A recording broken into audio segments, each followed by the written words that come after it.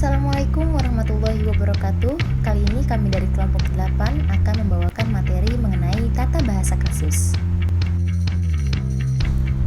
Berikut adalah nama anggota kelompok kami. Yang pertama ada Fadila, lalu yang kedua ada Deshiva Cahya Alina, dan yang ketiga ada Ningmas Ati Zorotul Afifah. Langsung saja kita masuk ke materi yang akan disampaikan oleh rekan saya, Fadila. Latar belakang dan pengertian tata bahasa kasus. Tata bahasa kasus dikembangkan pada tahun 1960-an oleh ahli bahasa Amerika, yakni Charles J. Fillmore, yang memandangnya sebagai modifikasi substansif terhadap teori tata bahasa transformasional. Lalu, dalam A Directory of Linguistics and Phonetics tahun 2008, David Crystal mencatat bahwa tata bahasa kasus datang untuk menarik minat yang agak kurang pada pertengahan 1970-an.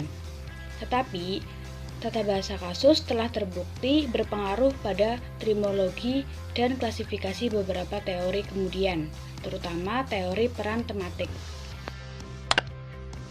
Tata bahasa kasus atau case grammar adalah teori linguistik yang menekankan pentingnya peranan semantik dalam upaya untuk membuat eksplisit hubungan makna dasar sebuah kalimat. Aliran tata bahasa kasus lebih menitikberatkan kepada peran. Oleh sebab itu, biasa juga disebut dengan tata bahasa peran. Nah, peran ini merupakan pembawa fungsi suatu komponen di dalam struktur. Struktur apa, teman-teman? Strukturnya adalah struktur kalimat.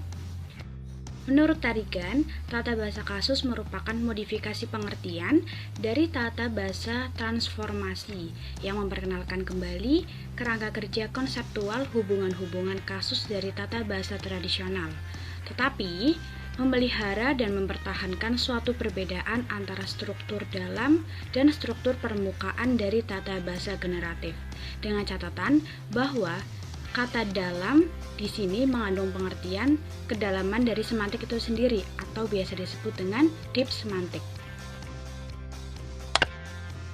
Di dalam Kamus Linguistik Harimuti Kridalaksana, ia mengatakan bahwa tata bahasa kasus merupakan kategori gramatikal dari nomina, frasenomina, pronomina, atau sintaksis adjektiva yang memperlihatkan hubungan dengan kata lain dalam konstruksi sintaksis. Berdasarkan pendapat dari beberapa para ahli yang telah menjelaskan mengenai definisi dari teori tata bahasa kasus, dapat ditarik kesimpulan bahwa teori tata bahasa kasus merupakan teori linguistik yang mengkaji hubungan sintaksis dengan makna dasar sebuah kalimat. Berikut merupakan bagian dari karangan Fillmore yang berjudul The Case for Case. Nah, Fillmore ini membagi unsur kalimat itu menjadi dua. Yang pertama, modalitas dan preposisi. Unsur modalitas ini terbagi atas negasi, kala, aspek, adverbia. Kemudian, pada unsur proposisi terdapat verba atau kata kerja yang didampingi dengan kasus-kasus, yaitu kasus 1, kasus 2, kasus 3, dan seterusnya. Fillmore menurunkan kaidah-kaidah tata bahasa kasus dalam Parera tahun 2009, yang diantaranya terbagi menjadi 3 kaidah.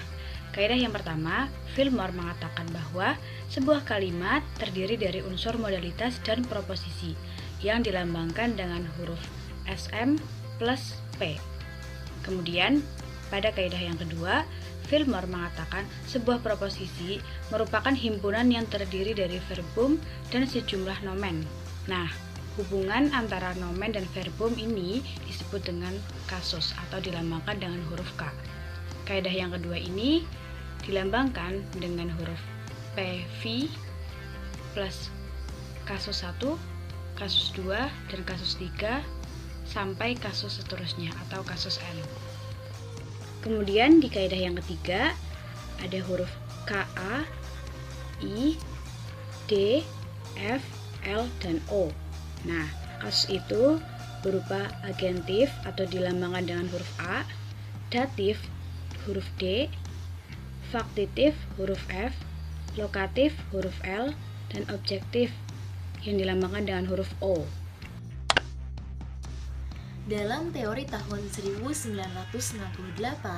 Fillmore tidak membatasi jumlah kasus itu, tetapi dalam versi 1971 mulailah dibatasi dengan kasus agent, experiencer, object, means, source, goal, dan referensial. Yang pertama ada experiencer. Experiencer adalah orang yang merasakan peristiwa yang terjadi secara psikologis, seperti saya dan dia dalam kalimat saya tahu dan dia merasa sedih. Lalu yang kedua ada objek. Objek adalah sesuatu yang dikenai perbuatan atau yang mengalami suatu proses, seperti sepatu dan hotel di dalam kalimat Dimas memakai sepatu dan kalimat Pak Lurah menyewa hotel. Yang ketiga ada search. Search adalah keadaan, tempat, atau waktu yang sudah. Seperti Bekasi dalam kalimat beca itu datangnya dari Bekasi. Yang keempat ada goal. Goal adalah keadaan, tempat, atau waktu yang kemudian atau yang akan datang. Seperti dokter dalam kalimat dia mau menjadi seorang dokter atau dia mau jadi dokter. Yang terakhir ada referensial. Referensial adalah acuan, seperti Hana di dalam kalimat Hana adalah temanku. Contoh analisis bahasa dalam kalimat sederhana yang mana akan dilihat kasus-kasusnya, yaitu yang pertama, kasus pelaku atau adjektif atau dilambangkan dengan huruf A. Kasus yang secara khusus ditujukan bagi makhluk hidup yang bernyawa yang merasakan hasutan tindakan yang diperkenalkan oleh verba. Contohnya, Mirah menulis surat kabar. Kata Mirah melakukan tindakan menulis surat kabar. Yang kedua, kasus mengalami atau dilambangkan dengan huruf P. Berbeda dengan kasus pelaku walaupun verba yang ada di dalam predikat adalah verba yang sama. Contohnya di dalam kalimat Dika mendengar lolongan. Kata Dika dalam kalimat mengalami kejadian mendengar lolongan bukan sebagai pelaku. Yang ketiga adalah kasus alat yang dilambangkan dengan huruf I. Berkekuatan tidak hidup atau objek yang secara kausal terlibat di dalam tindakan atau keadaan yang diperkenalkan oleh verba.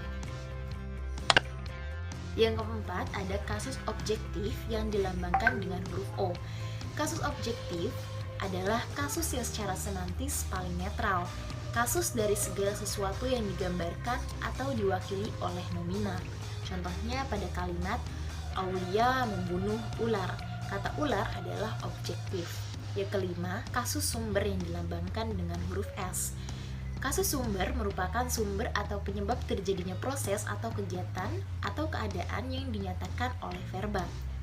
Contohnya, banjir menghanyutkan sampah. Kata banjir merupakan sumber peristiwa atau proses yang terdapat di dalam sebuah kalimat. Yang keenam, ada kasus tujuan atau dilambangkan dengan huruf TJ. Kasus tujuan adalah arah dari suatu kegiatan yang dinyatakan oleh verba. Contohnya terdapat di dalam kalimat Alex menyatakan perasaannya kepada asmara.